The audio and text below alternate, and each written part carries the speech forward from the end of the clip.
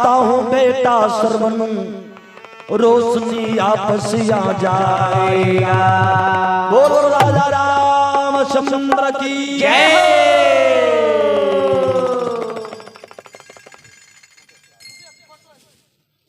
तनी पकड़ियो को photo YouTube पर डाल देंगे 10-20। और अभी ये प्रोग्राम जो चल रहा है यूट्यूब पर डाला जाएगा, आप देख सकते हैं।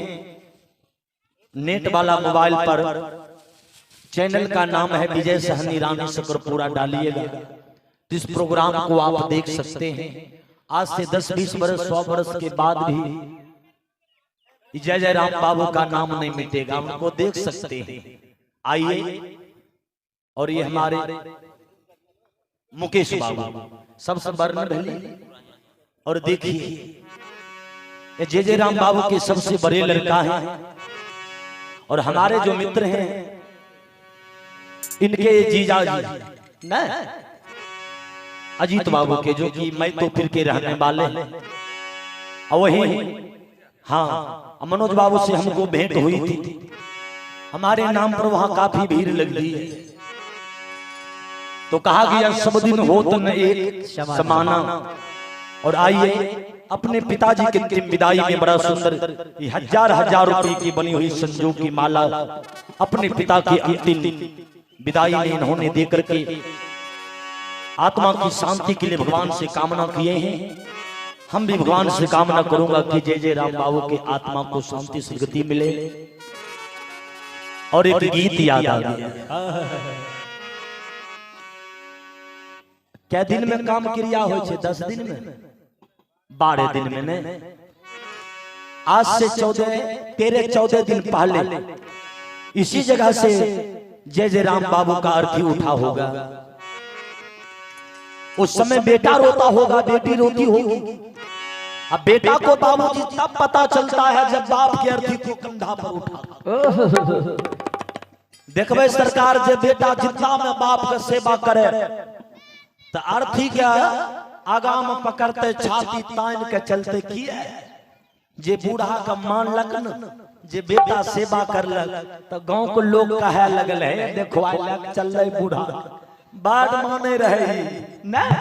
आ जे बेटा बूढ़ा बूढ़ी के सेवा नहीं करे बेमनमा माय बाप के खाइल नहीं दिए सरकार, वो देखबे अर्थी के पीछा में पकड़ते टंगरी होकर डगमग करला किया। उस समय याद आता है हम बाप को भोजन नहीं देते थे, माय को भोजन नहीं देते थे, उस समय पछताना पड़ेगा। इसलिए जीते जी माय बाप का सेवा करिए, और जीते जी माता पिता का जितना सेवा कर रहे हैं समझिए माता पिता का उतना बड़ा श्राद्ध हो रहा है। आजू दीन उठला हे हो बाबू हो तोरो फकहे डोलिया।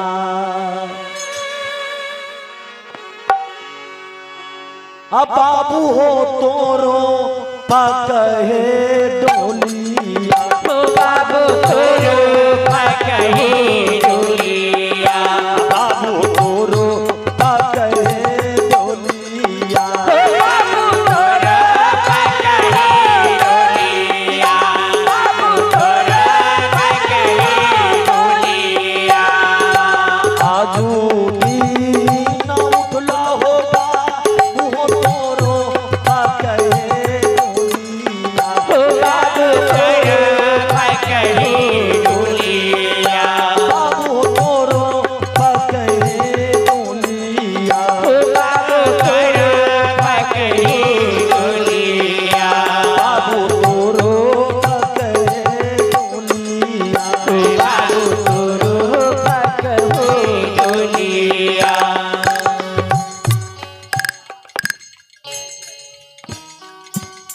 देखा जाए यशोदा देवी है और 5 गो बेटा है, 5 बेटा के नाम से 51 रुपया दान में दे रही है। देखिए माँ को बेटा से कितना प्रेम है न, 5 बेटा को बराबर मान रही है। बारे माँ का प्यार और ये जया कुमारी छोटी सी बच्ची की तरफ से भी 11 रुपये का दान है।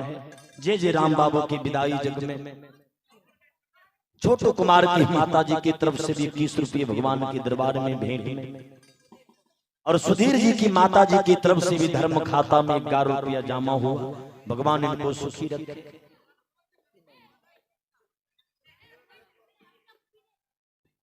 करण कुमार की माता जी की तरफ से भी 21 रुपये का दान।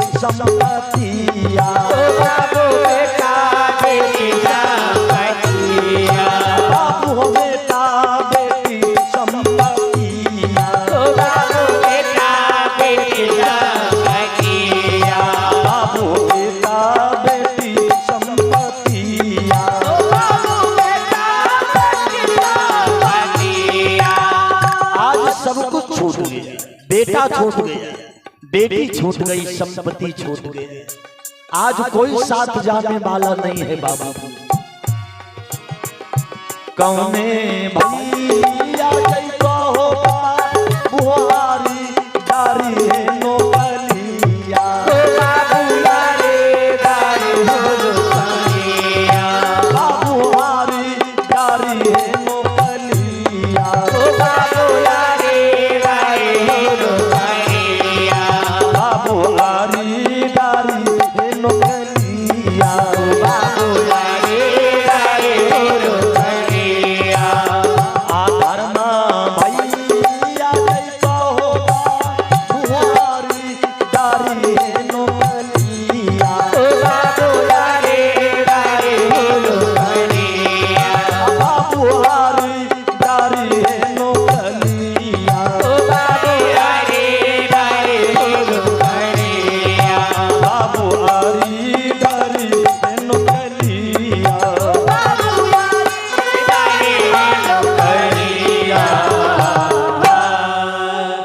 अंतिम के समय में आपका धर्म और सत्य आपका साथ जाए, उसके सिवा कोई जाने वाला नहीं है। हम चर्चा कर रहा था, गुरुदेव कहा श्रवण अगर तुम अपने माता पिता को भारत का पूरा तीर्थ करवा दो, हर एक नदी तालाब का पानी माता पिता की आंख में लगा दो, दुनिया का तीर्थ करके जब तुम अयोध्या लौट कर सरदुग नदी को पार करके जब अयोध्या आओगे, तुम्हारे माँ बाप देखने लगेंगे। तब तो श्रवण नाचने लगा। श्रवण कहा गुरुदेव मैं जरूर अपने माँ बाप को आज से तीर्थ कराने के लिए कुछ सोचूंगा। वहां से घर आया और श्रवण सोचने लगा कि मेरे माँ बाप तो निद्र से अंधार अंधी हैं, इसको कैसे तीर्थाटन करवाऊं? मेरे पास तो अर्थ भी नहीं है, पैसा भी नहीं है, गरीब हूं। श्रवण सोचा है भोलेनाथ, दुनिया का लोग कामर बना करके और कामर के एक भाग में जल दूसरे भाग में भी जल लेकर के आपको चढ़ाता है बाबा, और ये सर्व वो कामर को बना करके कामर के एक भाग में अपने पिता और एक भाग में अपने माँ को बैठा कर भारत का हर एक तीर्थ घुमाऊंगा। बाहरी श्रवण आया घर, दौड़ करके श्रवण बांस को काट करके कामर बनाता है, दौड़ी बूढ़ रहा है। श्रवण की पत्नी बोली कि पतिदेव ये कामर किस लिए बना रहे हैं? श्रवण ने कहा विद्या मैं अपने माता पिता को कामर में बैठा करके भारत का तीर्थ कराऊंगा।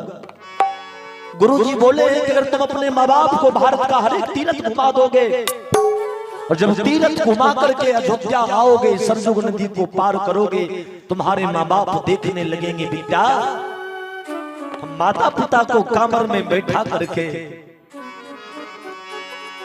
ले जाएंगे काशी विश्वनाथ, ले जाऊंगा बद्री विशाल, ले जाऊंगा हर एक तीर्थ। श्रवण की पत्नी विद्या बोली पतिदेव हम भी आपके साथ चलेंगे, हमको भी सेवा करने का सौभाग्य मिल जाए।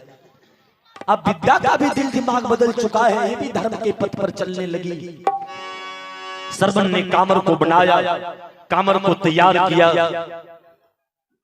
और माता पिता को जब कामर में बैठाने लगा, श्रवण की माता पिता इनकार करने लगा। कहा हो बेटा, बेटा मुझे आँख का रोशनी नहीं चाहिए श्रवण, बेटा श्रवण तुम्हारे जैसे बेटा को पाकर मुझे आँख का रोशनी मिल गया। श्रवण जय हो जय हो। की नाम भेले?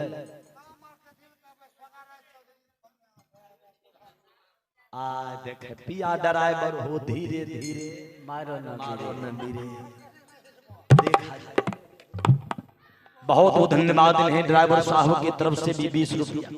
जाइए बैठिए, चर्चा कर रहा था। ये बाबूजी श्रवण कामर को तैयार किया, माता पिता को किसी तरह मना करके कामर में बैठाया। विद्या भी साथ लग जाती है। श्रवण कहा कि विद्या सोच ले, अगर तू लौटना चाहती है तो लौट कर चली जा नहरा, बात नहीं मत कहना कि आप हमको जबरदस्ती लाए। मेरे माता पिता है, अगर माता पिता की सेवा में श्रवण का जान भी चला जाएगा, श्रवण कभी अपने पांव को पीछे नहीं करेगा। लेकिन श्रवण की पत्नी विद्या भी कही पतिदेव